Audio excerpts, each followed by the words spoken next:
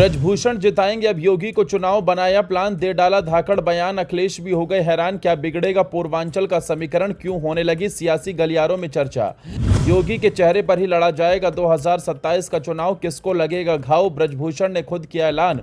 पूर्वांचल पूरा सुन रहा ब्रजभूषण की दहाड़, दिल्ली तक चढ़ा सियासी तापमान।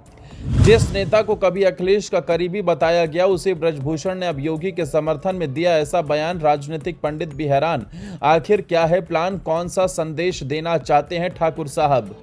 ये सवाल अब सियासी गलियारों में भी उठ रहा है, क्योंकि चुनाव भले अभी दूर हैं, लेकिन उत्तर प्रदेश की राजनीति में शतरंज की बिसात अभी से सजनी शुरू हो गई है। इसी बीच कैसरगंज के पूर्व सांसद और पूर्वांचल के प्रभावशाली नेता ब्रजभूषण शरण सिंह का एक बयान सियासी गलियारों में खूब चर्चा बटोर रहा है। जिस ब्रजभूषण को कभी मुलायम सिंह यादव का करीबी माना जाता रहा, जो कई बार अखिलेश यादव के लिए सम्मान की बात करते रहे, वही ब्रजभूषण अब खुलकर कह रहे हैं कि 2027 का चुनाव मुख्यमंत्री योगी आदित्यनाथ के चेहरे पर ही लड़ा जाएगा। ये बयान अब नई राजनीतिक बहस की वजह बन गया है। दरअसल गोंडा स्थित अपने आवास पर मीडिया से बातचीत के दौरान ब्रजभूषण शरण सिंह ने साफ शब्दों में कहा कि योगी आदित्यनाथ को नजरअंदाज नहीं किया जा सकता। उनका कहना था कि अगर योगी सही दिशा में काम नहीं कर रहे होते तो दोबारा मुख्यमंत्री नहीं बनते। उन्होंने याद दिलाया कि पहली बार चुनाव पार्टी के चेहरे पर हुआ था, लेकिन दूसरी बार योगी की भूमिका बेहद अहम रही। ऐसे में 2027 के चुनाव में भी योगी ही सबसे बड़ा चेहरा होंगे। इस बयान को सिर्फ समर्थन नहीं बल्कि एक बड़े राजनीतिक संदेश के तौर पर देखा जा रहा है। राजनीतिक जानकारों की माने तो ब्रजभूषण शरण सिंह का प्रभाव केवल गोंडा तक सीमित नहीं है। पूर्वांचल और तराई के कई जिलों में उनकी पकड़ मानी जाती है।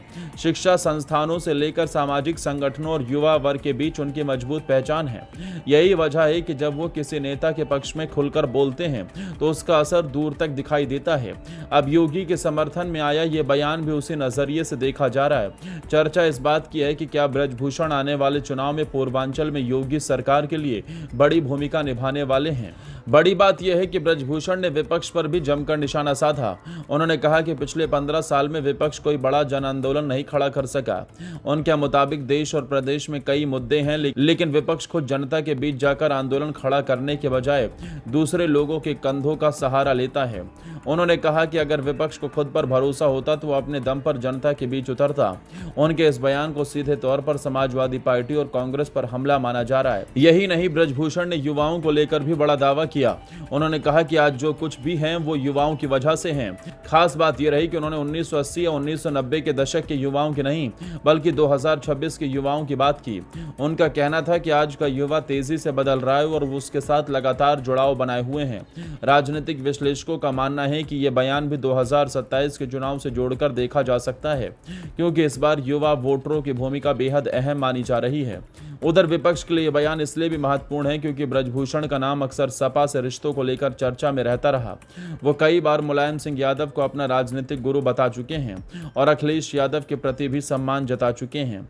ऐसे में जब वही नेता खुलकर योगी को चुनाव का चेहरा बता रहे हैं तो राजनीतिक संकेतों को नजरअंदाज नहीं किया जा सकता। यही वजह है कि राजनीतिक गलियारों में यह सवाल भी उठ रहा है कि क्या पूर्वांचल में भाजपा अपने पुराने और प्रभावशाली नेताओं को फिर से सक्रिय कर रही है। अब देखना होगा कि आने वाले दिनों में विपक्ष इसका क्या जवाब देता है और क्या पूर्वांचल की राजनीति में ब्रजभूषण फिर किसी बड़ी भूमिका में दिखाई देते हैं। लेकिन इतना जरूर है कि उनके एक बयान ने सियासत का तापमान बढ़ा दिया और 2027 के जंग को लेकर नई चर्चाओं का दौर शुरू हो गया है।